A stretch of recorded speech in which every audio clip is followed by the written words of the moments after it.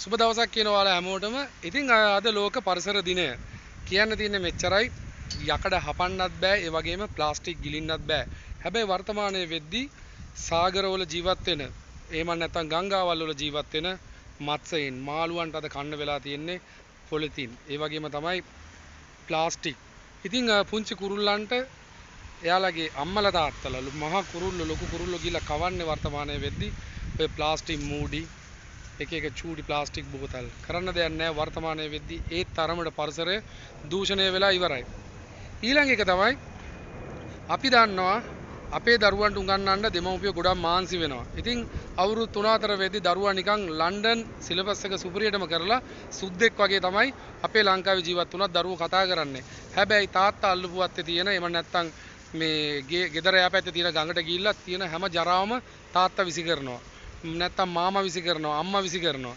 ඉතින් මේ දෙමව්පියෝ ගංගාවල්, මහා මූදවල් මේ සියල්ලම විනාශ කරද්දී පරිසරය පුංචි දරුවෝ සුද්දෝ වගේ කතා කරනවා. හැබැයි සුද්දෝ වගේ කතා කරන දරුවන්ට ඉංග්‍රීසි ඉගෙනුවා වගේම ඉංග්‍රීසි භාෂාව උගන්වනවා වගේම මතක තියාගන්න ඕනේ දරුවන්ට පරිසරය සුරකින්න විදිය කියලා දෙන්නත්.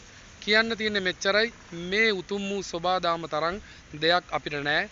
වර්තමානයේ වෙද්දී ලොකු ලයිට් කණු උඩ තමයි දැන් මහා පක්ෂින් බිත්තර දාලා පැටව් බෝ කරන්නේ. ඉතින් වර්තමානයේ වෙද්දී මේ કૃතිම ලෝකයක ජීවත් වෙන මේ පරිසරය දැන්ටම නිර්මාණය වෙලා අවසන්.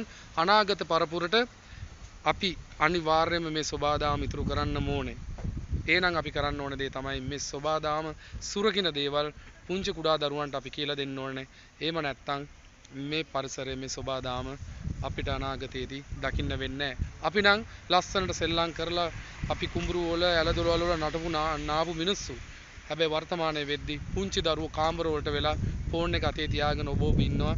පැය 4-5 නෙමේ පැය 8 10 12 දරුවෝ කාමර වලට වෙලා කරුවල කාමර වල ෆෝන් එක ඔබාගෙන ඉන්නවා.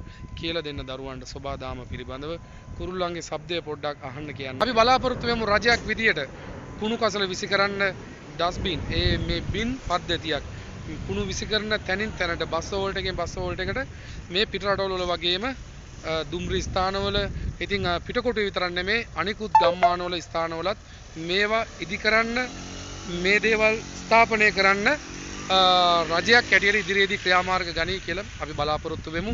ඒ වගේම තමයි දරුවෙක් කොහෙද ගහකොළක් එහෙම නැත්නම් තනකොළ පිස්සක් පාගන්නේ ගහක් ළඟට ගිහිල්ලා ඒ ගහේ ස්වභාවය එහෙම නැත්නම් පළතුරක් කඩන් කන්න අද දරුවන්ට වෙලාවක් නැහැ. හේතුව තමයි උදේ අරට ඉස්කෝලේ ගිය දරුවා ඉස්කෝලේ ඇරිච්ච ගමන් ආයිත් රෑ 10 වෙනකන් අම්මලා ගාලා එලවන්නේ පන්ති වලට.